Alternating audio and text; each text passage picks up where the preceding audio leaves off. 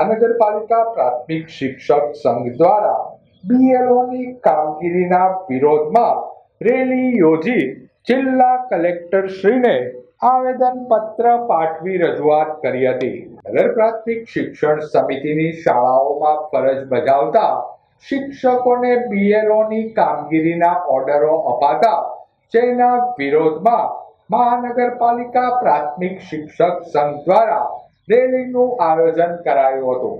Moti Bagh town hall ખાતેથી શિક્ષકોએ વિશાળ રેલી યોજી જિલ્લા કલેક્ટરશ્રીને આવેદનપત્ર પાઠવી રજૂઆત કરી હતી.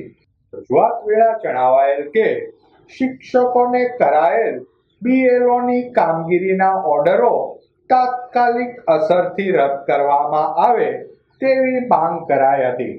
અમે ઉપર જઈને આવીએ ત્યાં સુધી તમારે સૂત્રોચ્ચાર કરવાની છૂટ, નારા બોલવાની છૂટ અને કોઈએ જવાનું નથી.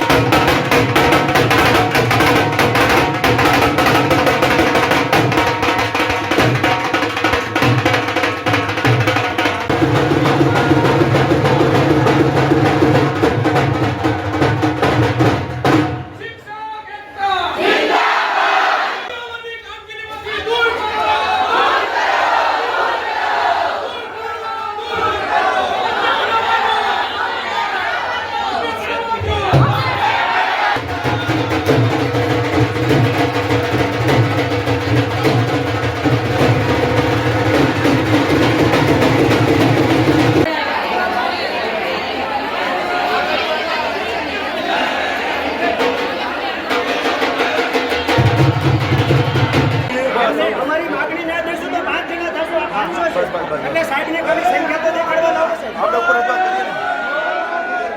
ઉપર રજૂઆત કરીએ આપણે ઉપર રજૂઆત કરીએ સાહેબ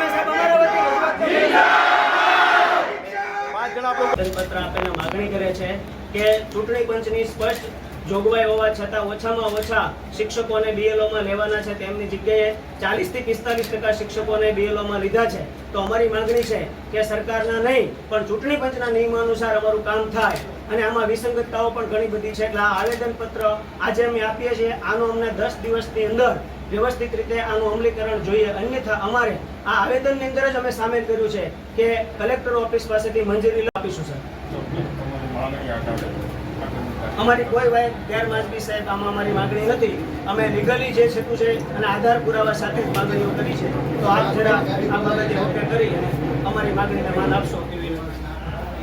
આજે અમે આ શિક્ષકોને અમારું જે કુલ મહેકમ છે એના 40% એટલે કે 210 જેટલા શિક્ષકોને બીએલઓના ઓર્ડર જે ચૂંટણી પંચની સ્પષ્ટ ગાઈડલાઈન કરતાં વિરુદ્ધ દિશામાં એના ઓર્ડરો થયા છે એના માટેની રજૂઆતો અને અમારી રજૂઆતોને ધ્યાને ન લેતા આજે અમે રેલી સ્વરૂપે માનનીય કલેક્ટર સાહેબ અને જિલ્લા ચૂંટણી અધિકારીશ્રીને આવેદનપત્ર આપવા માટે આવ્યા છે.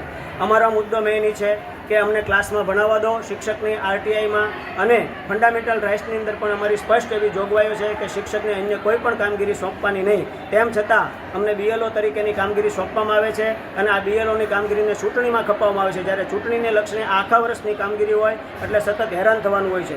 આ બોર્ડરની અંદર પણ અમારે ઘણી બધી વિસંગતતાઓ છે.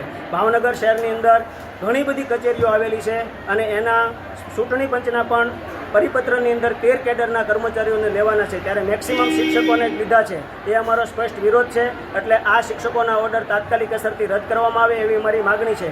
બહેનોના ઓર્ડર કરવામાં આવ્યા છે. જે શિક્ષક ભાઈઓ બહેનોએ 3 વર્ષથી લઈને 15 વર્ષ સુધીના કામગીરી કરી છે તેમ છતાં પણ એમના ફરીથી ઓર્ડર કાઢવામાં આવ્યા છે અને આની રજૂઆતો કરવા છતાં કોઈ પરિણામ ન મળ્યું. ત્યારે આજે અમારે આવેદનપત્ર રેલી સ્વરૂપે આપવાની ફરજ પડી છે.